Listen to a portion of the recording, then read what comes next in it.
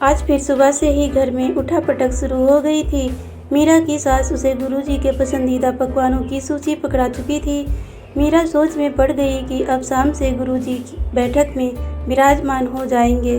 पहले उनकी आरती का कार्यक्रम, उनकी चरण रज पीना, फिर सबकी कुंडली के आधार पर ग्रह दोषों की शांति के लिए मुर्गे कबूतर की बलि देना और हवन कुंड में सामग्री डाल डालकर पूरे घर में धुआं भर देना।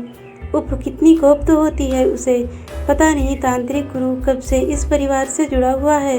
उसे ना तो गुरु के विषय में कुछ पूछने का मन करता है, ना ही उसमें कोई श्रद्धा उत्पन्न होती है। उसके हाथ पकवान बनाने को यंत्रवत चल रहे थे। मन उलझा हुआ था पुरानी यादों में। दादी, कोई कहानी सुनाओ ना। मीरा दादी से बोली। राजा रानी की, चोर सिपाही की, राधा कृष्णा की या मीराबाई की? दादी ने मीरा के लंबे घुंघराले बालों में हाथ फिराते हुए पूछा। मीरा दादी की लाडली थी। उनके सिवा मीरा किसी की बात ही नहीं सुनती। राजकुमार, चमत्कारी परी कथाएं और पौराणिक कथाओं को सुन सुनकर मीरा अपने को वर्तमान से जोड़ ही ना पाती। हमेशा उसे किसी चमत्कार की प्रतीक्षा रहती। दादी, मीराबाई कहाँ चली गई थी? वह अक्सर पूछ बैठती। बेटी, वे श्री कृष्ण की मूर्ति में समा गई। दादी उसे अपनी गोद में बिठाकर समझाती। दादी, मैं भी तो मीरा हूँ। क्या मैं भी गायब हो सकती हूँ? तुझे तो सुंदर सा राजकुमार अपने महल में ले जाएगा, फिर तू हमारे घर से गायब हो जाएगी। दादी हंसती। मीरा का रिश्ता दादी ही अपनी दूर की रिश्तेदारी से ढूंढ कर लाई थी। शहर का जाना माना कपड़ा कारोबारी परिवार, विदेश से MBA की डिग्री लेकर आया लौटा दामाद। बाकी अब कुछ और देखने सुनने की गुंजाइश कहाँ थी। मीरा को उन लोगों ने पहले भी कई पारिवारिक समारोहों में देखा था। तुरंत सगाई हो गई। सगाई के बाद वह कॉलेज गई तो कॉलेज के गेट में ही अनिरुद्ध ने उसका रास्ता रोक लिया। सगाई में तो बुलाया नहीं, अब शादी में नाम जरूर याद रखना। पता नहीं शादी करके भी क्या होगा। मैं बहुत उलझन में हूँ। तो शादी तुम्हारी मर्जी से नहीं हो रही है? नहीं, मेरी तो किसी ने राय लेने की ज़रूरत नहीं समझी। बिजनेस की तरह यह भी डील तय हो गई। 2 साल ही रुक जाती तो तुम्हारी और मेरी दोनों की MBA की डिग्री कंप्लीट हो जाती। हम अपनी गृहस्थी चला ही लेते। मेरे घर में मेरी जिम्मेदारी सिर्फ मेरी माँ है। तुम थोड़ा सा भी साथ दो तो इस साल डिग्री मिल ही जाएगी। 1 साल के अंदर सेटल हो ही जाता। अब मेरे घर वालों की प्रतिष्ठा दांव पर लग गई है। शादी तो होकर ही रहेगी। तुम अगर 2 साल बाद भी मुझे स्वीकार करने को तैयार हो तो बोलो। प्यार में तो सोहिनी माहीवाल को ही देख लो। वह तो अपनी प्रेमिका से शादी के बाद भी प्यार करता था। यह असल जिंदगी है, किससे कहानियाँ नहीं। असल जिंदगी धन दौलत से ही चलती है, प्रेम की मीठी लफ्फाजी से नहीं। ओह, उसकी दौलत के आगे झुक गई हो यह कहो। नहीं, सच तो यह है कि तुम मुझे अभी स्वीकार नहीं कर सकते और बाद में शादीशुदा प्रेमिका भी नहीं चलेगी। मैं तुम्हारे लिए कब तक कुंवारी बैठी रहूं? कब तुम्हारी नौकरी लगेगी? कब सेटल होंगे? क्या पता। इतना कहकर मीरा तेजी से चलकर आगे निकल गई। अनिरुद्ध वहीं ठिठक कर रह गया। कॉलेज के गेट से निकल मीरा कार में सवार हो गई।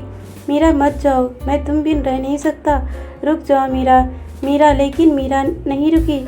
उसकी आंखों के कोर गीले हो उठे। विवाह पश्चात डिग्री पूरी होने तक मीरा व अनिरुद्ध की कॉलेज में मुलाकात हो ही जाती थी। अब साल भर सेवा भी बंद हो गया। अनिरुद्ध नौकरी की तलाश में दिल्ली चला गया और मीरा लखनऊ में ही रह गई। नौकरी की जगह उसे घर की 4 दीवारी ही मिली और दकियानुसी परिवार। अब तो मेहमानों की आवाभगत और सास ससुर 2 छोटे देवरों के नखरे, इन्हीं को पूरा करते दिन बीत जाता। अपने लिए कुछ पल जीने का मौका ही ना मिलता। रही सही कसर गुरुजी के आगमन में पूरी हो जाती। तीसरे चौथे महीने में गुरुजी का आना तय रहता। आते भी तो अमावस्या को और अपनी तांत्रिक क्रियाओं से सबको उलझा कर रख देते। शादी को 1.5 साल हो गए हैं। इस बार मीरा की सूनी गोद को जल्द भरने के लिए 2 निरीह कबूतरों को गुरुजी की तांत्रिक क्रियाओं के लिए लाया गया है। मीरा का मन घृणा से भरा हुआ है, मगर अपने दिल की बात किससे कहे। दादी और अनिरुद्ध 2 ही तो उसके जीवन के सच्चे साथी हैं। अनिरुद्ध शहर में नहीं है और दादी बीमारी से बिस्तर पर पकड़ चुकी है। मीरा अपने पति अंकुश के पास जाकर बोली, विदेश से पढ़कर आए हैं आप, लेकिन अभी भी इन्हीं ढकोसलों में उलझे हो। तुम्हें तंत्र की शक्ति पता नहीं। बचपन में मेरे गांव में मेरे ऊपर पीपल का भूत लग गया था। मैं महीने भर बुखार से तड़पता रहा, कोई इलाज काम ना आया। फिर गुरुजी ने ही काले मुर्गे की बलि देकर मेरी जान बचाई थी। आइंदा मुझसे ऐसी बातें मत करना। मीरा गुस्से में फनफना कर रह गई। उसे अपने पति की कमी पता थी। वह जानती थी अपनी कमी छिपाने के लिए वह चीख पुकार मचा रहा है। कुछ देर विचार करने के बाद उसने गुरुजी से सलाह लेना उचित समझा। शाम को गुरुजी के वंदन पूजन के पश्चात जब उसे फलाहार परोसा गया तो मीरा ने एकांत देखकर गुरुजी के निकट जाना उचित समझा। कुछ कहना है तुम्हें? मीरा की मुख मुद्रा को देखकर अनुभवी गुरुजी समझ गए थे। गुरुजी भी मीरा के सौंदर्य से अभिभूत थे। वे स्वयं यही चाहते थे कि मीरा उनके इशारों पर नाचने लगे तो उन्हें भी उसके यौन का रसपान करने का मौका मिल जाएगा। मगर मीरा तो उनके पास भटकती भी नहीं थी।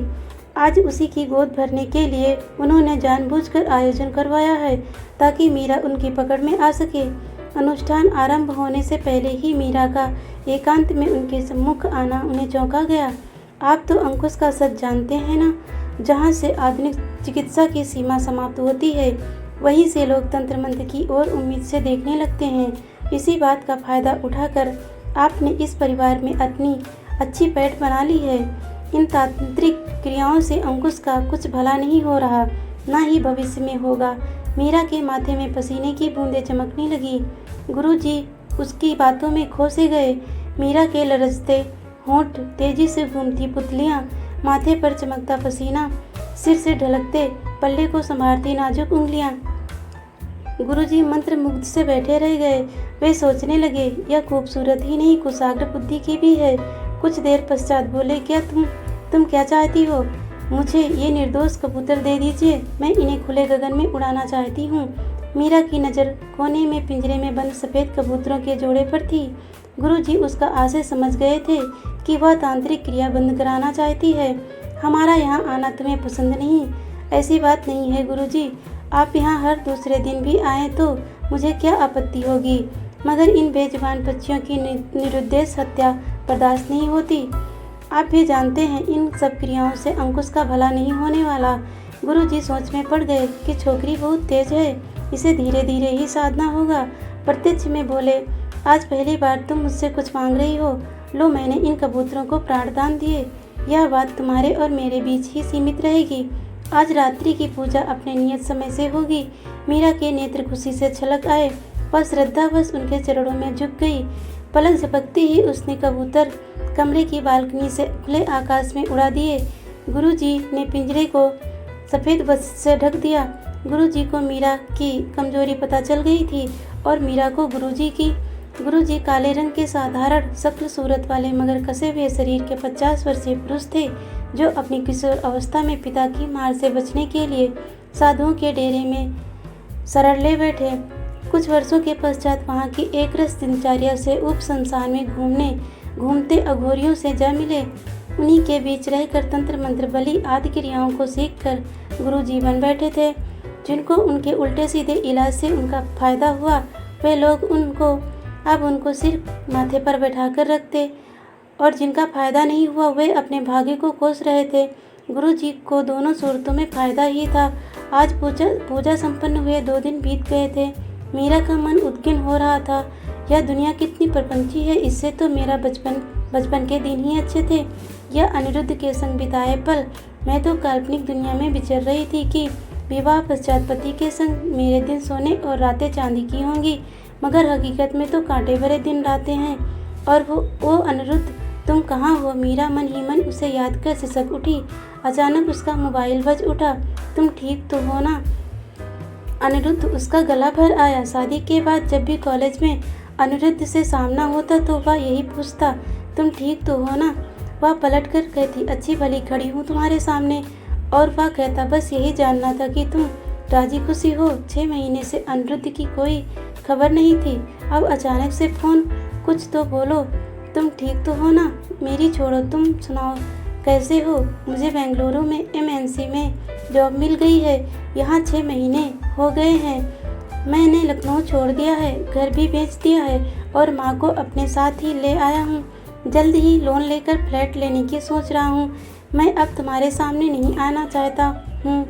तुम्हें देखकर पुराने दिन याद आएंगे जो अब हम दोनों के लिए ठीक नहीं है। शायद ठीक ही कहते हो, अब तुम्हारे और मेरे रास्ते अलग अलग हैं। मेरी फिक्र ना करना, कहकर मीरा ने फ़ोन रख दिया। अब इस मोर्चे को उसे खुद ही जूझना होगा। उसने सोचा, अब तो गुरुजी की उसके मायके में भी गुणगान और सेवा होने लगी थी। उसने दादी से दबे शब्दों में अंकुश की कमी को लेकर तलाक लेने की बात कही तो दादी झट से उसके मुंह पर हाथ रखकर बोली, पति के लिए ऐसे शब्द नहीं कहते मीरा, पति तो परमेश्वर होता है। दादी, आप भी कहती थी ना कि मीरा ने परमेश्वर को ही पति मान लिया था। तो ठीक है, मैं भी तो मीरा हूँ। आज से मैं भी परमेश्वर से दिल लगा लूँगी, जिंदगी कट ही जाएगी। दादी, अपनी पोती की तरफ से बेफिक्र रहना, आपको मेरे ऊपर नाज ही होगा, कभी नीचा ना देखना पड़ेगा।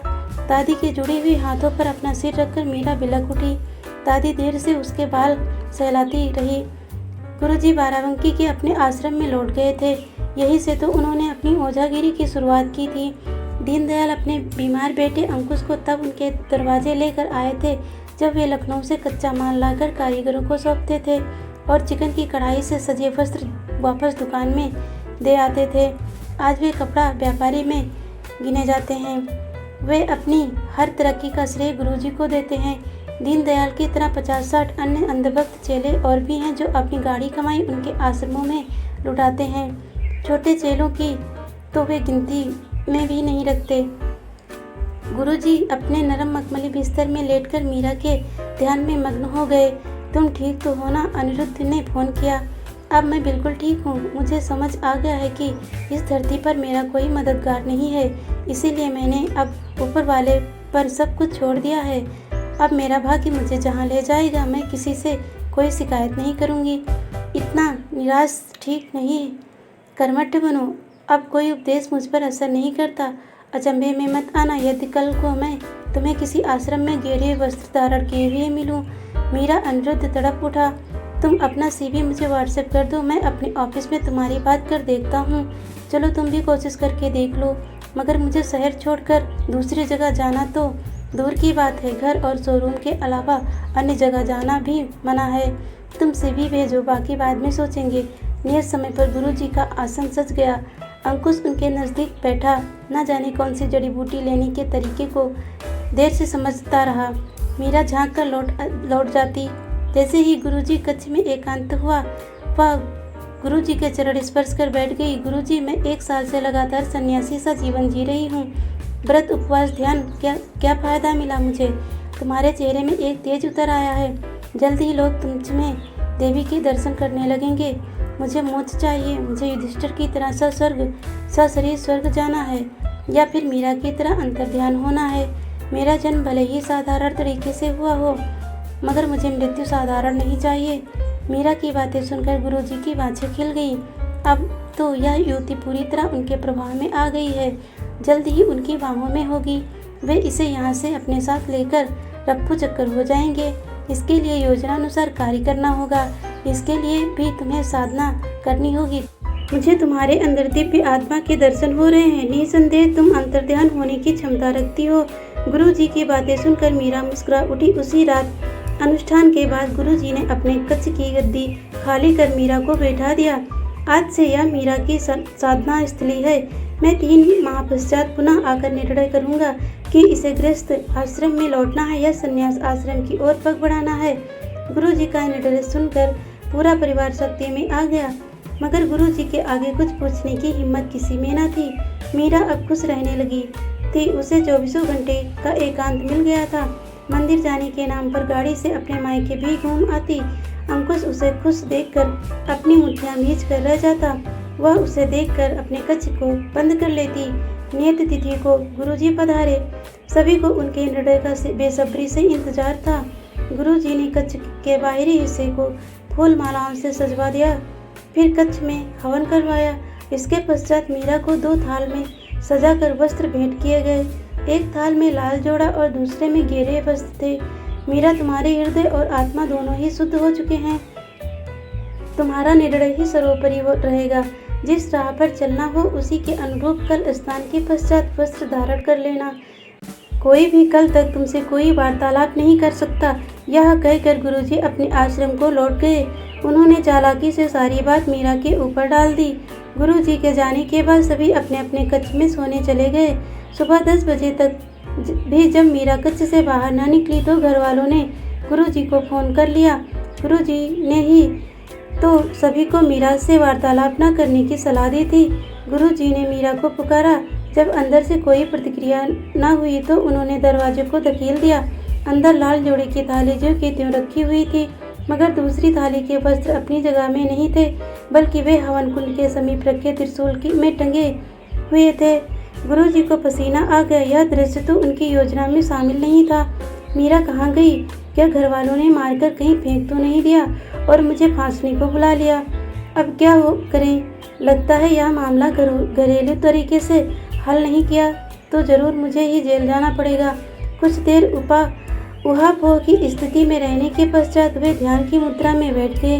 दीनदयाल के घर के अंदर हड़कंप मचा हुआ था। घर का एक एक कोना छान मारा।